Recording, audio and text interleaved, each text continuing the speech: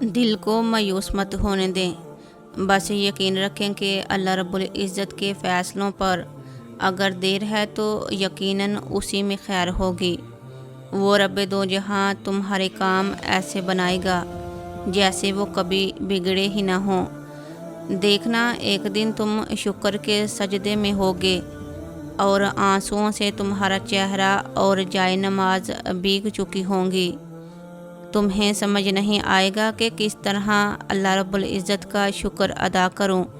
کبھی کبھی دل بہت تکلیف کا شکار ہو جاتا ہے، مایوسی اتنی بڑھ جاتی ہے کہ ہر طرف اندھیرا نظر آتا ہے، یہاں تک کہ وہ دعا سے بھی مایوس ہو جاتا ہے۔ ایسے لگتا ہے کہ دعا کا کوئی فائدہ نہیں، مگر جس لمحے وہ مایوس ہو سکتا ہے وہ لمحہ قبولیت کا بھی تو ہو سکتا ہے۔ جانتے ہیں کہ ہر کوئی دعا پہ یقین نہیں رکھتا۔ جب اللہ نے آپ کو دعا مانگنے کی توفیق دی ہے تو وہ ضرور قبول کرے گا۔ آپ کو لگتا ہے کہ اللہ جس نے آپ کو دعا کی توفیق دی اور ہاتھ جوڑ کر مانگنا سکھایا، وہ آپ کی دعا نہیں سنے گا۔ مایوس ہونا چھوڑ دیں، ایک دن اللہ پاک بہت نوازے گا، اتنا نوازے گا کہ آپ ہر دکھ بھول جاؤ گے، آپ سجدہ شکر ادا کرو گے۔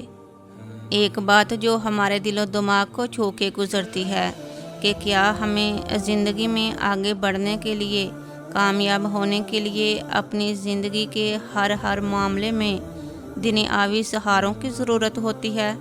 کیا کوئی انسان اس قابل ہوتا ہے کہ ہم اس کے سہارے کھڑے ہوں اور آگے بڑھیں اور آسانیاں تلاش کریں؟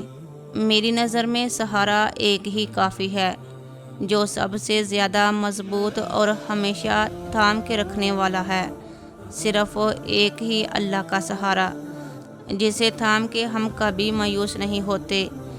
جب وہ ساتھ ہو تو ایسا محسوس ہوتا ہے کہ دنیا کی سب سے بڑی طاقت آپ کے ساتھ ہے اور آپ کو اس کے علاوہ کسی طاقت، کسی سہارے کی ضرورت نہیں۔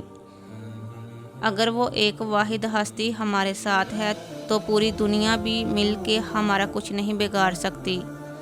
اور جان رکھو کہ اگر اس ایک نے آپ کو چھوڑ دیا تو پوری دنیا بھی کوشش کر لے گی، تو وہ تمام لوگ بھی آپ کے لیے کچھ نہیں کر سکتے۔ تو کوشش کریں کہ لوگوں سے امیدیں لگانے کی بجائے اپنا کنیکشن سیدھا اللہ سے جوڑ لیں۔ لوگ مایوس کرتے ہیں اور اللہ تو وہ ہے جو ہمیشہ سے ہمارے یقین، ہمارے بھروسے، ہماری امید کا مان رکھتا ہے۔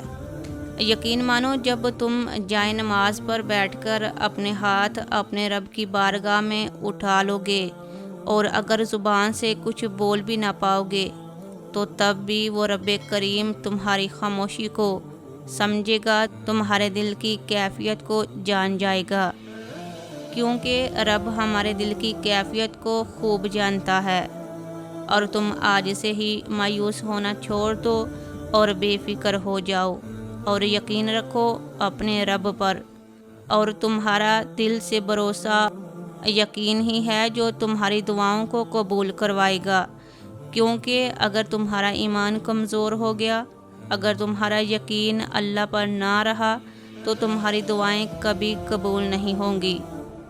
تو بس یقین اور بھروسے کے ساتھ اپنے رب پر سب چھوڑ دو، انشاءاللہ تمہارے لیے خوشیوں بھرا وقت آنے والا ہے، انشاءاللہ وہ وقت ضرور آئے گا۔